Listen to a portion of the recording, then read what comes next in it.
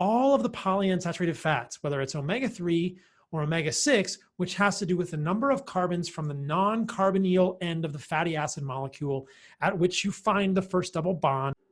Carbonyl, a functional group composed of a carbon atom double bonded to an oxygen atom, C equals O. This is icosapentaenoic acid. It's a 20 carbon. Every one of these branch points here is a carbon. It's a 20 carbon omega-3 fatty acid, meaning 3 carbons from the end of the molecule is where you find the first double bond. Here's linoleic acid. It's an 18 carbon omega-6. 6 carbons from the end of the molecule is where you find the double bond. Study of lipid peroxidation during an N3 fatty acid and vitamin E supplementation protocol. Lipid peroxidation during N3 fatty acid and vitamin E supplementation in humans. I've talked about this one before. This is an article showing that when you oversupplement omega-3s, you get lipid peroxidation. That's a bad thing. You do not want to see increases in lipid peroxidation. The results demonstrate that supplementing the diet with N3 fatty acids, omega-3 fatty acids, resulted in an increase in lipid peroxidation as measured by plasma MDA malondialdehyde release and lipid peroxide products, which was not suppressed by vitamin E supplementation. You do not want to supplement your diet with omega-3s in excess. If you're getting omega-3s from fish, fine. Don't take a fish oil for a lot of the reasons that I'm going to talk about right now. So if we look at this next article, which is very fascinating, you will see that there is pretty good evidence that in these fish oil supplements, you have a real problem with peroxidation. So in this article, determination of lipid oxidation products in vegetable oils and marine omega-3 supplements. Very interesting. What you find is that the contents of hydroperoxides and alkenols, which I'm going to explain in a moment, in omega-3 supplements are higher than in vegetable oils.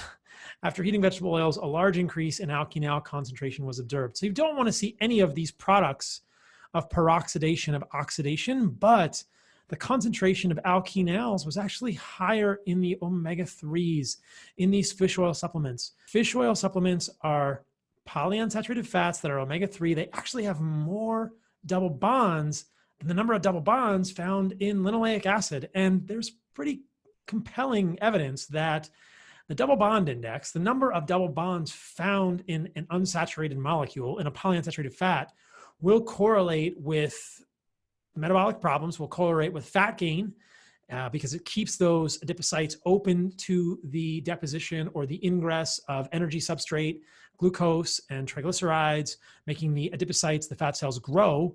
This is a Chinese study of soybean oil versus weight gain, in which they gave people diets that were low, medium, and high in soybean oil.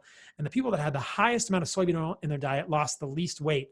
All of the diets in that study appeared to be hypocaloric. They didn't give people the right amount of calories, but the people who had less soybean oil lost more weight and they had more saturated fat in their diet. So these polyunsaturated fats appear to cause our fat cells to grow or retain weight. If you think about that term, alkenol, that I talked about from that paper, they are alpha beta unsaturated carbonyl compounds. This is the carbonyl group, the oxygen double bonded to a carbon, and you have an alpha and a beta carbon here. This unsaturation is the double bond. That is why molecules are called polyunsaturated or monounsaturated, the number of double bonds between the carbons. So this is an alpha beta unsaturated carbonyl is an alkenol. Now, the problem with alkenols is that they're very susceptible to peroxidation, to reactions which make them damaging to our body. Hydroperoxides are the other thing that was talked about in that last article with the omega-3 fatty acids in fish. And they are shown here. It is an R group, which is an organic molecule composed of a variety of carbons. OOH. ROOH is a peroxide or a hydroperoxide molecule. So you don't want these to happen in fish oil supplements. And they're pretty high in fish oil supplements when they're checked because these are very unstable molecules. Let's go back to EPA, icosapentaenoic acid. Look at all the double bonds here, you guys. There's a double bond here, here, here, here. There's 5 double bonds.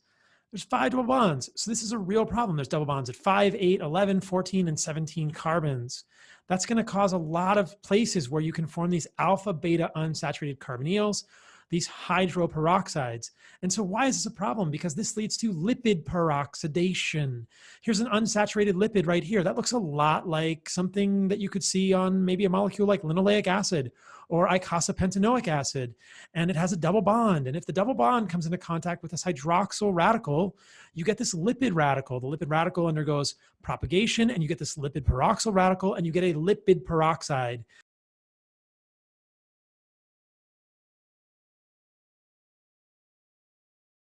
Stated and summarized, easy to share with loved ones.